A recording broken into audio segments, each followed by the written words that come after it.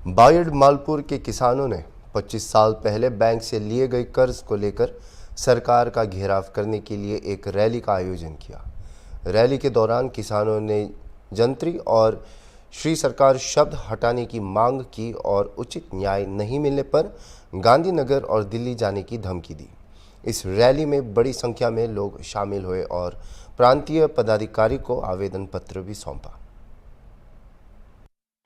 हमारी मांगे पूरी करो, हमारी मांगे पूरी करो, मंत्री दूर करो, मंत्री दूर करो, किसान एकता जिंदाबाद, किसान एकता जिंदाबाद,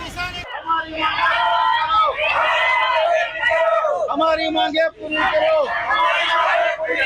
किसान एकता जिंदाबाद, किसान एकता जिंदाबाद, किसान एकता जिंदाबाद, और बोल मेरे भैया। મારું નામ દિનેશ રાજગીર, જન સ્વાભિમાન ક્રાંતિ આંદોલન ગુજરાત પ્રદેશ પ્રમુખ। આજથી 25 વર્ષ પહેલાં માલપુર અને બાયડના વડીલોએ એક બેંક પાસેથી લોન લીધી હતી, પરંતુ એ બેંકમાં એક વડીલો હતા, અભણ હતા, અજ્ઞાની હતા અને એ સમયસર એ લોન ના ભરી શક્યા। તેના કારણે 1998માં આ ગુજરાત સરકારે આ ખેડૂતો ઉપર જંત્રી લગાવી અને એમની જે ખેત જમીન હતી એ ખેત જમીન એમને શ્રી સરકારમાં મૂકી।